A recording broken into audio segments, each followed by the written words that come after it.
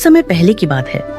एक समृद्ध राज्य में हरिपाल नाम का एक साधारण लेकिन अत्यंत चतुर किसान रहता था, जो अपनी छोटी सी खेती पर मेहनत करके ईमानदारी से जीवन बिताता था।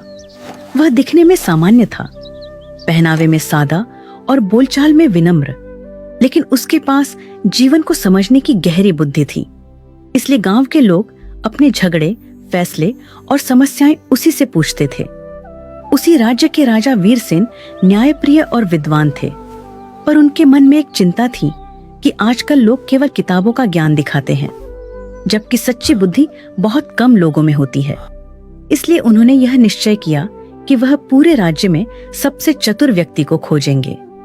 राजा ने घोषणा करवाई कि जो व्यक्ति उनकी परीक्षा में सफल होगा उसे सम्मान और पुरस्कार मिलेगा। बड़े बड़े विद्वान, व्यापारी और चालाक लोग राजधानी पहुंचे, पर हरिपाल शुरू में नहीं गया, क्योंकि उसे न इनाम का लालच था और न दरबार की चाह। लेकिन गांव वालों के आग्रह पर वह साधारण वस्त्र पहनकर राजा के सामने उपस्थित हुआ। राजा ने पहली परीक्षा में एक पत्थर और लकड़ी का टुकड़ा दिखाकर पूछा कि इनमें से अधिक उपयोगी क्या है। अधिकतर लोगों ने तुरंत उत्तर दिया, पर हरिपाल ने कहा कि उपयोग वस्तु में नहीं, परिस्थिति में होता है। यह उत्तर सुनकर राजा प्रभावित हुए।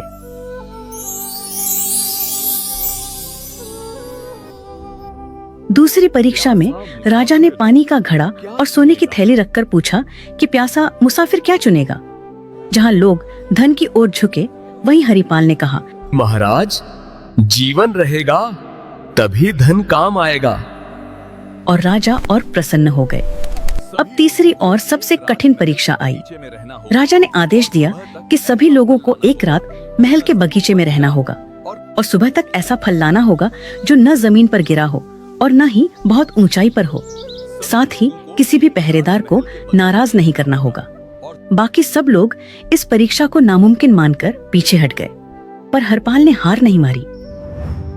रात भर सोचने के बाद हरिपाल को समझ आया कि राजा ने यह नहीं कहा था कि फल केवल पेड़ से ही तोड़ा जाए, बल्कि यह कहा था कि फल न तो जमीन पर गिरा हो और न ही बहुत ऊंचाई पर हो। सुबह होते ही उसने महल के बगीचे में लगे फूलों के पौधों और झाड़ियों को ध्यान से देखा। तभी उसकी नजर एक अंगूर की बेल पर गई, जो दीवार के सहारे छड़ी हुई थी। उस पर फल यानी अंगूर जमीन से ऊपर था, लेकिन किसी ऊंचे पेड़ पर नहीं। हरिपाल ने पहरेदारों से विनम्रता से पूछा कि क्या वह उस बेल के पास जा सकता है, क्योंकि वह राजा की आज्ञा का पालन कर रहा है। उसकी शांति, नम्रता और सच्चाई देखकर पहरेदारों ने उसे रोकने के बजाय रास्ता दे दिया। हरिपाल ने बिना किसी नियम को तोड़े बेल से फल तोड़ा और दरबार में ले आया।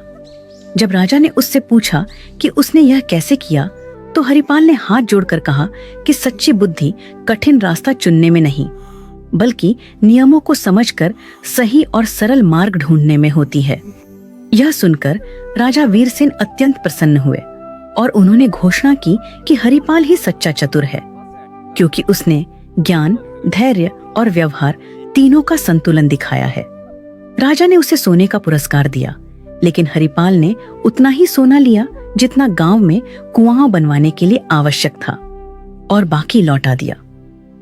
यह देखकर राजा ने कहा कि जो बुद्धि दूसरों के भले के लिए काम आए, वही सबसे बड़ी बुद्धि होती है।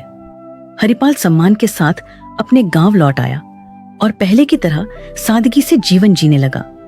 लेकिन उसकी कहानी पूरे राज्य में फैल गई और लोगों ने समझ लिया कि सच्ची चतुराई दिखावे में नहीं, बल्कि सही सोच और सही आचरण में होती है।